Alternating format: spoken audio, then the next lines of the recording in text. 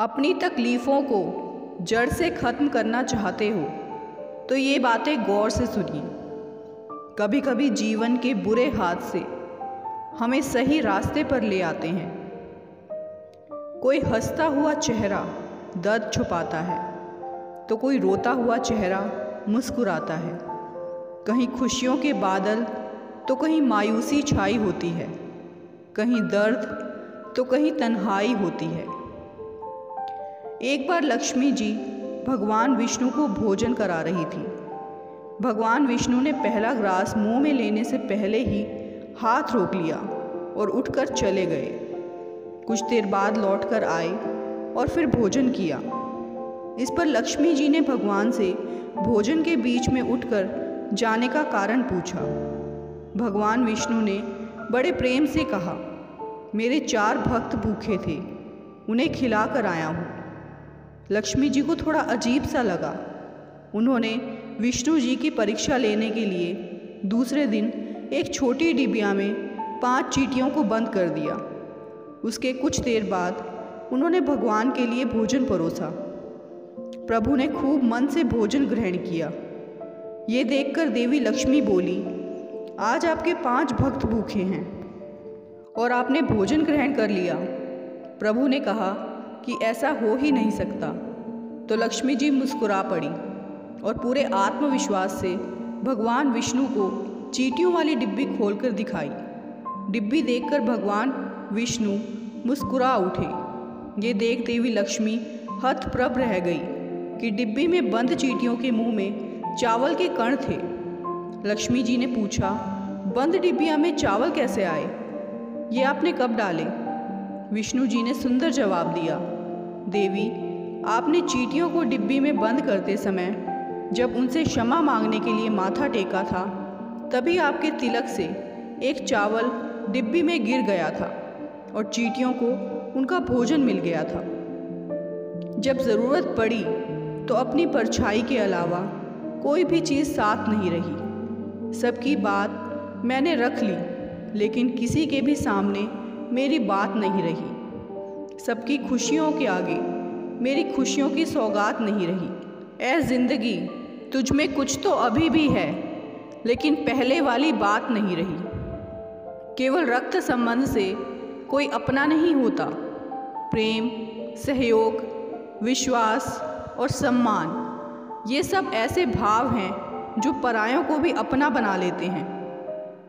शब्द कमान से निकले उस तीर के समान होते हैं जो सामने वाले की छाती को चीर देते हैं। इसीलिए शब्दों के तीर सोच विचार करके छोड़ें। एक गलत शब्द महाभारत का कारण बन सकता है। उम्र थका नहीं सकती, ठोकरें गिरा नहीं सकती।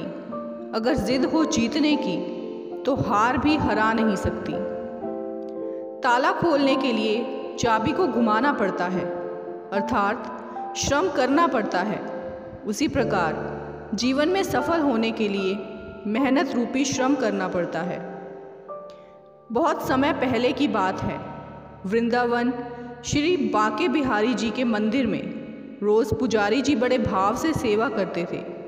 वे रोज़ बिहारी जी की आरती करते, भोग लगाते, उन्हें सुलाते और रोज़ 4 लड्डू भगवान के बिस्तर के पास रख देते थे। वह ऐसा इसीलिए करते थे क्योंकि उन्हें लगता था कि बिहारी जी को अगर रात में भूख लगेगी तो वे उठकर खा लेंगे।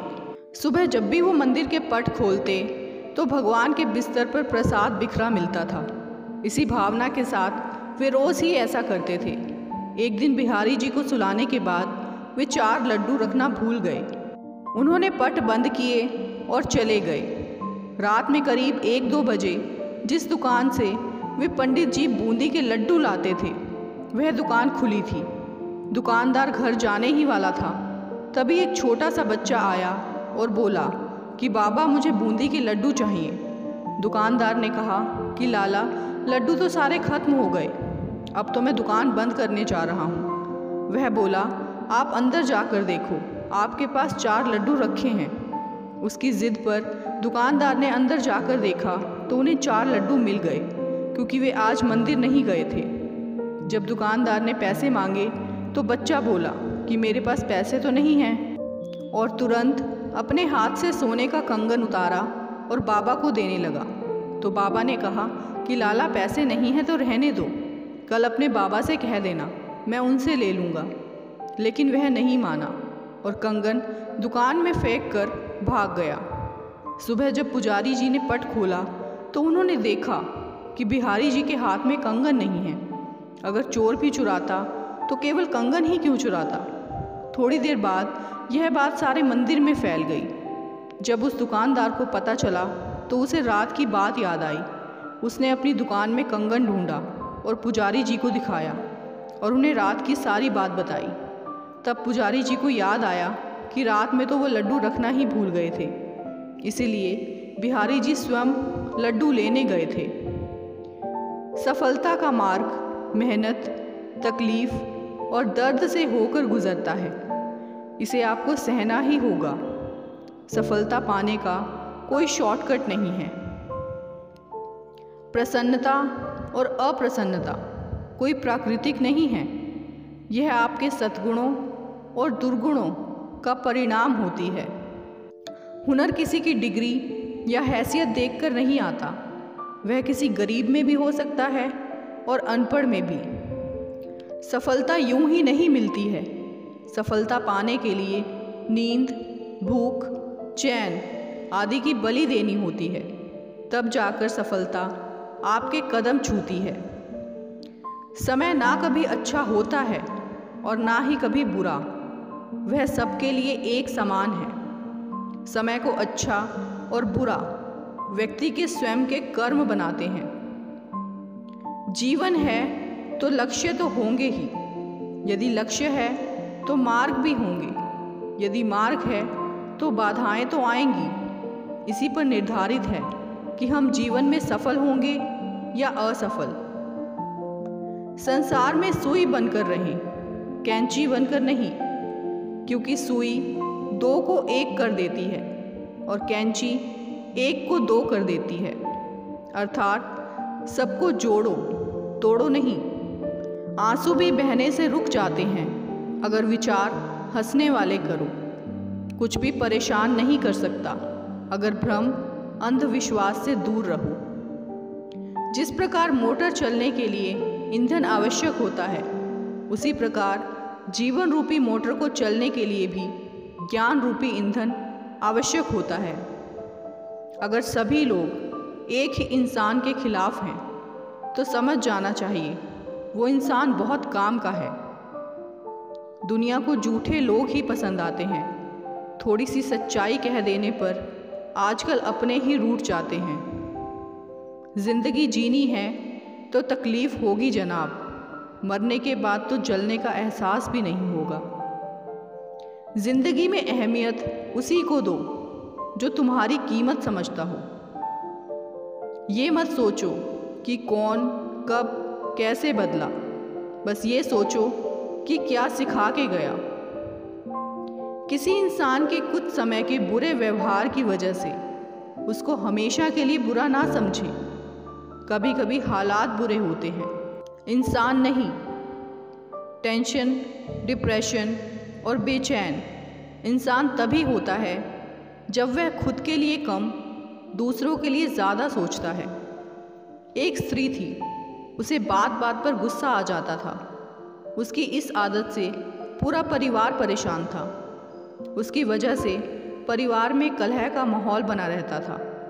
एक दिन उस महिला के दरवाजे पर एक साधु आया।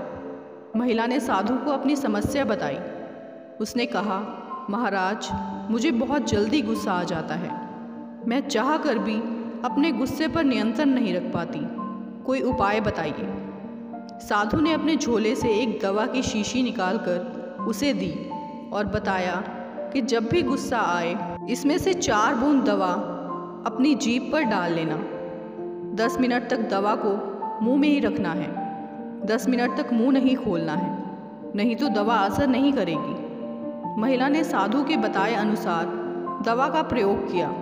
7 दिन में ही उसकी गुस्सा करने की आदत छूट गई। 7 दिन बाद वह साधु फिर उसके दरवाजे पर आया तो महिला उसके पैरों में गिर पड़ी। उसने कहा, महाराज, आपकी दवा से मेरा क्रोध गायब हो गया। अब मुझे गुस्सा नहीं आता और मेरे परिवार में शांति का माहौल रहता है। तब साधु महाराज ने उसे बताया कि वह कोई दवा नहीं थी, उस शीशी में केवल पानी भरा था। गुस्से का इलाज केवल चुप रहकर ही किया जा सकता है, क्योंकि गुस्से में व्यक्ति उल्टा सीधा बोलता है, जिससे विवाद बढ़ता है। इसीलिए क्रोध का इलाज केवल मौन है। दोस्तों, आगे भी इसी तरह की वीडियोस देखने के लिए हमारे चैनल हार्वी मोटिवेशन को सब्सक्राइब ज़रूर करें और साथ ही वीडियो को लाइक और शेयर करना ना भूलें। वीडियो में अंत तक बने रहने के लिए आपका बहुत बहुत धन्यवाद।